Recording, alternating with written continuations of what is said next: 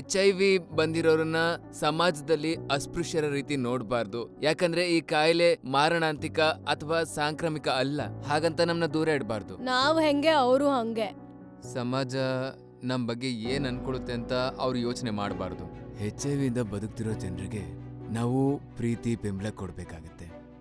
HIV ಬಂದಿರೋರ ಹತ್ತಿರದಲ್ಲಿ ಪಕ್ಕದಲ್ಲಿ ಕೂತ್ಕೊಳ್ಳೋದ್ರಿಂದ ಅದು ಹರಡೋದಿಲ್ಲ. ಏಡ್ಸ್ ಬಂದಿದೆ ಅನ್ನೋ ಕಾರಣಕ್ಕೆ ಯಾರನ್ನು ಭೇದ ಭಾವ ಮಾಡಬಾರ್ದು. ನೀವೇ ಯೋಚನೆ ಮಾಡಿ, ಯಾರಾದ್ರೂ ನಿಮ್ಮನ್ನ ಕೀಳಾಗಿ ನೋಡಿದ್ರೆ ನಿಮ್ಗೆ ಹೇಗೆ ಅನ್ಸುತ್ತೆ ಅಂತ. ಅವ್ರಿಗೆ ನಮ್ ಪ್ರೀತಿ ಮತ್ತೆ ಸಾಕಷ್ಟು ಬೆಂಬಲ ಬೇಕಾಗತ್ತೆ. ನೀವು ಬದುಕಿ ನಮ್ನು ಬದುಕೋಗ್ಬಿಡಿ. ನಾವು ಮುನ್ನೆಚ್ಚರಿಕೆ ತಗೊಳ್ಳೋದ್ರಿಂದ ಎಲ್ಲ ಕಾಯಿಲೆಯಿಂದನೂ ಸುರಕ್ಷಿತರಾಗಿರಬಹುದು. ಚಿಂತಿಸಬೇಕಾಗಿಲ್ಲ.